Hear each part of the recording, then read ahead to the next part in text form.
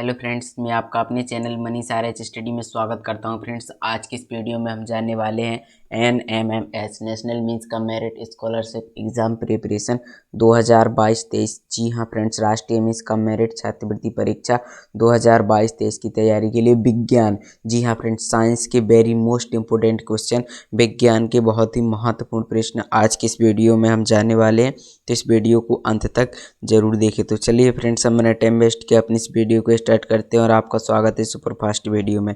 तो फ्रेंड्स, आज की इस वीडियो में हम जानने वाले हैं राष्ट्रीय मींस का मेरिट छात्रवृत्ति परीक्षा 2022-23 की तैयारी के लिए विज्ञान के बहुत ही महत्वपूर्ण प्रश्न।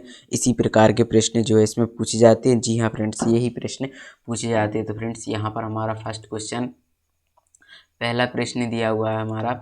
पहला प्रश्न होगा,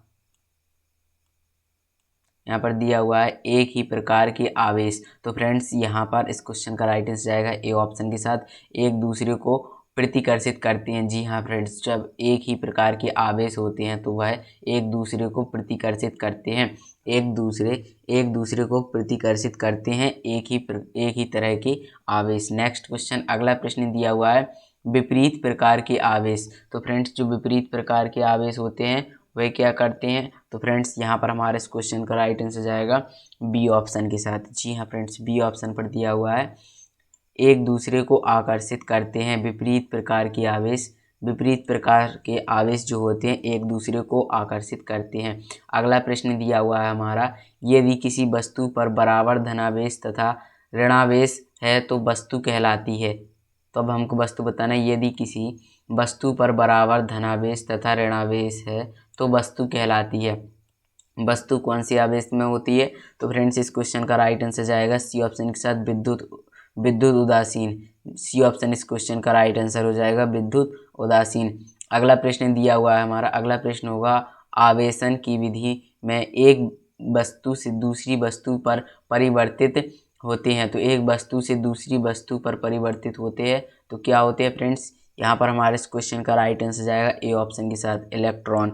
जी हाँ फ्रेंड्स, इलेक्ट्रॉन जो इस क्वेश्चन का राइट आंसर हो जाएगा। आवेश की विधि में एक वस्तु से दूसरी वस्तु पर परिवर्तित होते हैं इलेक्ट्रॉन। अगला प्रश्न दिया हुआ है हमारा, अगला प्रश्न होगा विद्युत आवेश का प्रवाह स्थापित करता है। विद्युत आवेश का प्रवाह स्थापित कौन करता है? एक विद्युत धारा। ए ऑप्शन इस क्वेश्चन का राइट आंसर हो जाएगा। एक विद्युत धारा जो है विद्युत आवेश का प्रवाह स्थापित करती है। ए ऑप्शन इस क्वेश्चन का राइट आंसर हो जाएगा। अगला प्रश्न दिया हुआ है हमारा, विद्युत धारा उत्पन्न करने के लिए एक सफल प्रयास किया गया था। तो फ्रेंड्स, कब किया गया था? इस क्वेश्चन का राइट आंसर जाएगा, किसके द्वारा किया गया था? बी ऑप्शन इस क्वेश्चन का राइट आंसर हो जाएगा, आलेसांद्रो वोल्टा द्वारा। जी हाँ फ्रेंड्स, आलेसांद्रो वोल्टा द्वारा जो है विद्युत धारा उत्पन्न करने के लिए एक सफल प्रयास किया गया था। अगला प्रश्न दिया हुआ है, दो भिन्न धातुओं की पत्तियां वोल्टीय सेल में प्रयोग की जाती हैं, वे धातुएं हैं। तो फ्रेंड्स, वे धातुएं कौन सी होंगी? इस क्वेश्चन का राइट आंसर जाएगा सी ऑप्शन के साथ, कॉपर तथा जिंक। जी हाँ फ्रेंड्स, वे धातु हैं कॉपर तथा जिंक, वे धातु होंगी कॉपर तथा जिंक। अगला प्रश्न दिया हुआ है, क्वेश्चन नंबर 8 होगा, पानी के साथ एसिड या नमक का विलयन जो कि एक सेल में प्रयोग किया जाता है कहलाता है। तो फ्रेंड्स, क्या कहलाता है? ए ऑप्शन इस क्वेश्चन का राइट आंसर हो जाएगा, विद्युत अपघट्य। जी हाँ फ्रेंड्स, पानी के साथ एसिड या नमक का विलयन जो कि एक सेल में प्रयोग किया जाता है तो कहलाता है विद्युत अपघट्य कहलाता है। अगला प्रश्न दिया हुआ है, किसी सेल में दोनों धातुओं को पत्तियां जानी जाती हैं। जी हाँ फ्रेंड्स, किसी सेल में दोनों धातुओं की पत्तियां जानी जाती हैं तो किससे जानी जाती हैं? सी ऑप्शन इस क्वेश्चन का राइट आंसर हो जाएगा, इलेक्ट्रोड्स जानी जाती हैं, इलेक्ट्रोड। अगला प्रश्न दिया हुआ है हमारा, सेल में ऋण आवेश किस धातु की प्लेट पर एकत्रित होता है? जी हाँ friends, very most important question है। हमको यहाँ पर क्वेश्चन दिया गया है, सेल में ऋण आवेश किस धातु की प्लेट पर एकत्रित होता है? तो फ्रेंड्स, सेल में ऋण आवेश जो है जिंक धातु की प्लेट पर एकत्रित होता है। ए ऑप्शन इस क्वेश्चन का राइट आंसर हो जाएगा। अगला प्रश्न दिया हुआ है, सेल में ऋण आवेश प्रवाहित होता है। तो फ्रेंड्स किस तरफ से जो है सेल में ऋण आवेश प्रवाहित होता है? तो फ्रेंड्स सेल में जो है जिंक प्लेट से कॉपर प्लेट की तरफ। बी ऑप्शन इस क्वेश्चन का राइट आंसर हो जाएगा। जी हाँ फ्रेंड्स, बी ऑप्शन इस क्वेश्चन का राइट आंसर हो जाएगा। बी ऑप्शन पर दिया हुआ जिंक प्लेट से कॉपर प्लेट की तरफ जो है सेल में ऋण आवेश प्रवाहित होता है। अगला प्रश्न दिया हुआ है हमारा, वोल्टीय सेल का सिद्धांत प्रतिपादित किया गया था। जी हाँ फ्रेंड्स, यहाँ पर हमको बताना है वोल्टीय सेल का सिद्धांत प्रतिपादित किया गया था। तो किसके द्वारा प्रतिपादित किया गया था? वो किया गया था J.F. डेनियल द्वारा। सी ऑप्शन इस क्वेश्चन का राइट आंसर हो जाएगा। J.F. डेनियल द्वारा जो है वोल्टीय सेल का सिद्धांत प्रतिपादित किया गया था। अगला प्रश्न दिया हुआ है, एक डेनियल सेल को बराबर दो भागों में विभाजित किया जाता है, तो किससे किया जाता है? एक डेनियल सेल को बराबर दो भागों में विभाजित किया जाता है। तो फ्रेंड्स इस क्वेश्चन का राइट आंसर जाएगा हमारा बी ऑप्शन के साथ, सरंध्र झिल्ली से। सरंध्र झिल्ली से, जी हाँ फ्रेंड्स, बी ऑप्शन इस क्वेश्चन का राइट आंसर हो जाएगा। सरंध्र झिल्ली से विभाजित किया जाता है, सरंध्र झिल्ली से। अगला प्रश्न दिया हुआ है हमारा, अगला प्रश्न होगा, डेनियल सेल में किसका घोल होता है? जो डेनियल सेल होता है इसमें किसका घोल होता है? तो फ्रेंड्स जो डेनियल सेल होता है इसमें जिंक सल्फेट तथा कॉपर सल्फेट का घोल होता है। ए ऑप्शन इस क्वेश्चन का राइट आंसर हो जाएगा। ए ऑप्शन पर दिया जिंक सल्फेट तथा कॉपर सल्फेट का घोल होता है। अगला प्रश्न दिया हुआ है हमारा, फ्रेंच वैज्ञानिक जॉर्ज लैक्लांसे ने शुष्क सेल को किस सन में विकसित किया था? किस सन में विकसित किया था? तो इस क्वेश्चन का राइट आंसर जाएगा बी ऑप्शन के साथ, 1866 में। बी ऑप्शन जो इस क्वेश्चन का राइट आंसर हो जाएगा। 1866 में जो है फ्रेंच वैज्ञानिक जॉर्ज लैक्लांसे ने शुष्क सेल को सन 1866 में विकसित किया था। अगला प्रश्न दिया हुआ है हमारा, अगला प्रश्न होगा, शुष्क सेल में धातु की टोपी कहलाती है। जी हाँ फ्रेंड्स, जो शुष्क सेल होता है इसमें एक धातु की टोपी होती है ऊपर, इस टोपी को हम क्या कहते हैं? तो इस क्वेश्चन का राइट आंसर जाएगा ए ऑप्शन के साथ, धनात्मक टर्मिनल। जी हाँ फ्रेंड्स, इसे हम धनात्मक टर्मिनल कहते हैं। शुष्क सेल में धातु की टोपी कहलाती है धनात्मक टर्मिनल। अगला प्रश्न दिया हुआ, शुष्क सेल में प्रायः विद्युत अपघट्य प्रयोग किया जाता है होता है, तो फ्रेंड्स वह किसका पेस्ट होता है? इस क्वेश्चन का राइट आंसर आएगा ए ऑप्शन के साथ, अमोनियम क्लोराइड का पेस्ट। अमोनियम क्लोराइड का पेस्ट, जी हाँ फ्रेंड्स, अमोनियम क्लोराइड का पेस्ट होता है। सो इसके सेल में प्रायः विद्युत अपघट्य प्रयोग किया जाता है, जो होता है अमोनियम क्लोराइड का पेस्ट। अगला प्रश्न दिया हुआ है हमारा, वोल्टीय सेल, डेनियल सेल तथा शुष्क सेल जाने जाते हैं, तो फ्रेंड्स कौन से सेल के नाम से जाने जाते हैं? ए ऑप्शन इस क्वेश्चन का राइट आंसर हो जाएगा, प्राथमिक सेल। जी हाँ फ्रेंड्स, वोल्टीय सेल, डेनियल सेल तथा शुष्क सेल जाने जाते हैं प्राथमिक सेल के नाम से। अगला प्रश्न दिया हुआ है, सन 1854 में किसने द्वितीयक सेल को विकसित किया? जी हाँ फ्रेंड्स, यहाँ पर हमको बताना है सन 1854 में किसने द्वितीयक सेल को विकसित किया था। तो इस क्वेश्चन का राइट आंसर जाएगा ए ऑप्शन के साथ, गास्टन प्लांटे। जी हाँ फ्रेंड्स, गास्टन प्लांटे ने जो है सन 1854 में द्वितीयक सेल को विकसित किया। अगला प्रश्न दिया हुआ है हमारा, अगला प्रश्न होगा, पदार्थ जिसमें धारा प्रवाहित होती है कहलाते हैं। जी हाँ फ्रेंड्स, वह पदार्थ जिसमें धारा प्रवाहित होती है वह पदार्थ क्या कहलाते हैं? विद्युत चालक। जी हाँ फ्रेंड्स, वह पदार्थ जो है विद्युत चालक पदार्थ कहलाते हैं। हमारा बी ऑप्शन इस क्वेश्चन का राइट आंसर हो जाएगा, विद्युत चालक। अगला प्रश्न दिया हुआ है, पदार्थ जो स्वयं में से धारा प्रवाहित नहीं होने देते कहलाते हैं, तो वह कहलाते हैं विद्युत रोधी।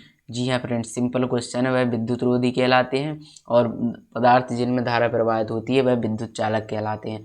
अगला प्रश्न दिया हुआ है हमारा, अगला प्रश्न होगा, निम्नलिखित में से कौन सा एक विद्युत रोधी नहीं है? तो इनमें से हमको बताना है जो विद्युत रोधी नहीं है। तो फ्रेंड्स इस क्वेश्चन का राइट आंसर जाएगा डी ऑप्शन के साथ, ग्रेफाइट। जी हाँ फ्रेंड्स, ग्रेफाइट जो है विद्युत रोधी नहीं है, बाकी सब विद्युत रोधी हैं। लकड़ी विद्युत रोधी, कांच विद्युत रोधी, माइका विद्युत रोधी, लेकिन ग्रेफाइट विद्युत रोधी नहीं है। अगला प्रश्न दिया हुआ है, निम्नलिखित में से कौन सा एक विद्युत सुचालक नहीं है? निम्नलिखित में से कौन सा एक विद्युत का सुचालक नहीं है। तो फ्रेंड्स यहाँ पर हमारा इस क्वेश्चन का राइट आंसर जाएगा डी ऑप्शन के साथ माइका। जी हाँ फ्रेंड्स, माइका जो है विद्युत का सुचालक नहीं है। अगला प्रश्न दिया हुआ है सेल का प्रतीक क्या होता है। जी हाँ फ्रेंड्स, सेल का प्रतीक ए ऑप्शन इस क्वेश्चन का राइट आंसर हो जाएगा। इस प्रकार का जो है सेल का प्रतीक होता है। और फ्रेंड्स इसमें यहाँ पर शायद प्लस, यहाँ पर प्लस और यहाँ पर माइनस भी होता है। तो सेल का प्रतीक क्या होता है, तो ये जो है सेल का प्रतीक होता है। अगला प्रश्न दिया हुआ है हमारा, अगला प्रश्न होगा पदार्थ जो लोहे के टुकड़ों को अपनी ओर आकर्षित करता है कहलाता है। वह पदार्थ जो लोहे के टुकड़ों को अपनी ओर आकर्षित करता है वह कौन सा पदार्थ कहलाता है। बी ऑप्शन इस क्वेश्चन का राइट आंसर हो जाएगा मैग्नेटाइट है। जी हाँ फ्रेंड्स, मैग्नेटाइट पदार्थ कहलाता है। मैग्नेटाइट पदार्थ जो लोहे के टुकड़ों को अपनी ओर आकर्षित करता है पदार्थ कहलाता है मैग्नेटाइट। अगला प्रश्न दिया हुआ है मैग्नेट का सर्वप्रथम किसने अध्ययन किया तथा उस पर प्रस्तुत पुस्तक लिखी। जी हाँ फ्रेंड्स, मैग्नेट का सर्वप्रथम किसने अध्ययन किया तथा उस पर पुस्तक लिखी। तो फ्रेंड्स इस क्वेश्चन का राइट आंसर जाएगा ए ऑप्शन के साथ। ए ऑप्शन पर दिया हुआ विलियम गिलबर्ट। जी हाँ फ्रेंड्स, विलियम गिलबर्ट ने जो है मैग्नेट का सर्वप्रथम अध्ययन किया तथा उस पर पुस्तक लिखी। अगला प्रश्न दिया हुआ है एक स्वतंत्र रूप से लटकी छड़ चुंबक एवं चुंबक स्वयं किन दिशाओं को इंगित करती है। किन दिशाओं को इंगित करती है, तो फ्रेंड्स ये करती है, ए ऑप्शन जो इस क्वेश्चन का राइट आंसर हो जाएगा नॉर्थ एंड साउथ, NS। अगला प्रश्न दिया हुआ है दो चुंबकों के उत्तरी ध्रुव क्या करते हैं। तो फ्रेंड्स बी ऑप्शन इस क्वेश्चन का राइट आंसर हो जाएगा एक दूसरे को प्रतिकर्षित करते हैं। जी हाँ फ्रेंड्स, दो चुंबकों के उत्तरी ध्रुव जो है एक दूसरे को प्रतिकर्षित करते हैं। अगला प्रश्न दिया हुआ है निम्नलिखित में से कौन सा सत्य है। तो फ्रेंड्स यहाँ पर हमको कथन बताना है, तो यहाँ पर हमको सत्य कथन बताना है। तो ए ऑप्शन जो इस क्वेश्चन का राइट आंसर हो जाएगा। ए ऑप्शन पर दिया विपरीत ध्रुव एक दूसरे को आकर्षित करते हैं। विपरीत ध्रुव एक दूसरे को आकर्षित करते हैं, ये कथन सत्य है। अगला प्रश्न दिया हुआ छड़ चुंबक हमेशा उत्तर दक्षिण दिशा में घूमकर इंगित करती है क्योंकि, तो क्यों करती है। सी ऑप्शन पर दिया हुआ है पृथ्वी स्वयं ही एक छड़ चुंबक की भांति व्यवहार करती है। जी हाँ फ्रेंड्स, जो पृथ्वी है पृथ्वी स्वयं ही एक छड़ चुंबक की भांति व्यवहार करती है, इसलिए छड़ चुंबक हमेशा उत्तर दक्षिण दिशा में घूमकर इंगित करती है। अगला प्रश्न दिया हुआ है पृथ्वी की चुंबक का दक्षिणी ध्रुव पास है, तो किसके पास है। इस क्वेश्चन का राइट आंसर जाएगा बी ऑप्शन के साथ भौगोलिक उत्तरी ध्रुव के। जी हाँ फ्रेंड्स, भौगोलिक उत्तरी ध्रुव के बी ऑप्शन इस क्वेश्चन का राइट आंसर हो जाएगा। एक अगला प्रश्न दिया हुआ है, अगला प्रश्न है एक मिश्र धातु एल्निको यौगिक है। जो फ्रेंड्स एक मिश्र धातु है एल्निको, तो मिश्र धातु इसके यौगिक हैं, तो इसके यौगिक हो जाएंगे फ्रेंड्स एल्यूमिनियम, निकेल, कोबाल्ट। जी हाँ फ्रेंड्स, इसके यौगिक हैं aluminium plus nickel plus cobalt. A option इस क्वेश्चन का राइट आंसर हो जाएगा। अगला प्रश्न दिया हुआ है विद्युत तथा चुंबकत्व के बीच संबंध स्थापित करके किसने एक महत्वपूर्ण खोज की। तो फ्रेंड्स किसने की थी, एच.सी. ओरस्टेड। बी ऑप्शन इस क्वेश्चन का राइट आंसर हो जाएगा। बी ऑप्शन पर दिया हुआ है H.C. ओरस्टेड ने जो है विद्युत तथा चुंबकत्व के बीच संबंध स्थापित करके एक महत्वपूर्ण खोज की। अगला प्रश्न दिया हुआ है जब तार की कुंडली से विद्युत धारा प्रवाहित होती है तो कुंडली किसकी तरह व्यवहार करती है। तो फ्रेंड्स किसकी तरह व्यवहार करती है, स्थायी चुंबक की तरह। बी ऑप्शन इस क्वेश्चन का राइट आंसर हो जाएगा। बी ऑप्शन पर दिया हुआ है स्थायी चुंबक की तरह व्यवहार करती है। जब तार की कुंडली से विद्युत धारा प्रवाहित होती है तो वह कुंडली स्थायी चुंबक की तरह व्यवहार करती है। अगला प्रश्न दिया हुआ है हमारा, अगला प्रश्न है एक धारावाही कुंडली में उत्तरी तथा दक्षिणी ध्रुव चुंबक दोनों होते हैं, इस प्रकार की चुंबक कहलाती है। तो फ्रेंड्स इस प्रकार की चुंबक कौन सी चुंबक कहलाती है, तो फ्रेंड्स वो कहलाती है विद्युत चुम्बक। डी ऑप्शन इस क्वेश्चन का राइट आंसर हो जाएगा, विद्युत चुम्बक कहलाती है। अगला प्रश्न दिया हुआ है, अगला प्रश्न होगा, एक युक्ति जिसमें विद्युत घंटी में लगे हथौड़े को आगे तथा पीछे करने के लिए प्रयोग किया जाता है कहलाती है। एक युक्ति जिसमें विद्युत घंटी में लगे हथौड़े को आगे तथा पीछे करने के लिए प्रयोग किया जाता है कहलाती है। तो फ्रेंड्स वो क्या कहलाती है, वो कहलाती है अंतररोधक। जी हाँ फ्रेंड्स, बी ऑप्शन इस क्वेश्चन का राइट आंसर हो जाएगा, अंतररोधक कहलाती है। अगला प्रश्न दिया हुआ है, अमेरिका में चुंबक के प्रयोग से बिजली उत्पन्न करने के विपरीत प्रभाव को किसने खोजा। तो फ्रेंड्स अमेरिका में चुंबक के प्रयोग से बिजली उत्पन्न करने के विपरीत प्रभाव को किसने खोजा था। तो फ्रेंड्स इसे खोजा था जोसेफ हेनरी। बी ऑप्शन इस क्वेश्चन का राइट आंसर हो जाएगा, जोसेफ हेनरी ने जो है अमेरिका में चुंबक के प्रयोग से बिजली उत्पन्न करने के विपरीत प्रभाव को खोजा। अगला प्रश्न दिया हुआ है, अगला प्रश्न होगा हमारा, एक कुंडली में चुंबकीय क्षेत्र परिवर्तन के द्वारा वोल्टेज प्रवर्धित करने की घटना क्या कहलाती है। तो इस घटना को क्या कहते हैं, विद्युत चुम्बकीय प्रवर्धन। सी ऑप्शन इस क्वेश्चन का राइट आंसर हो जाएगा, इस घटना को हम विद्युत चुम्बकीय प्रवर्धन कहते हैं। अगला प्रश्न दिया हुआ है, शुष्क सेल में किस धातु का पात्र प्रयोग किया जाता है। जी हाँ फ्रेंड्स, जो शुष्क सेल होता है, शुष्क सेल में किस धातु का पात्र प्रयोग किया जाता है। तो फ्रेंड्स इसमें जो है जिंक, ये ऑप्शन इस क्वेश्चन का राइट आंसर हो जाएगा, जिंक का। जी हाँ फ्रेंड्स, शुष्क सेल में जिंक धातु का पात्र प्रयोग किया जाता है। अगला प्रश्न और इस वीडियो का लास्ट क्वेश्चन यहाँ पर दिया हुआ है, क्वेश्चन नंबर 40 इस वीडियो का लास्ट क्वेश्चन होगा, निम्नलिखित में से कौन सा एक शुष्क सेल का घटक नहीं है। निम्नलिखित में से कौन सा एक शुष्क सेल का घटक नहीं है। तो friends zinc oxide, B option इस क्वेश्चन का राइट आंसर हो जाएगा, जिंक ऑक्साइड जो है शुष्क सेल का घटक नहीं है। तो फ्रेंड्स अगर ये वीडियो पसंद आया हो तो इस वीडियो को लाइक करें और अपने फ्रेंड्स के साथ शेयर करें। ऐसे वीडियो पाने के लिए हमारे चैनल मनीष आर्य स्टडी को सब्सक्राइब करें। Thanks for watching video. जय हिंद, वंदे मातरम।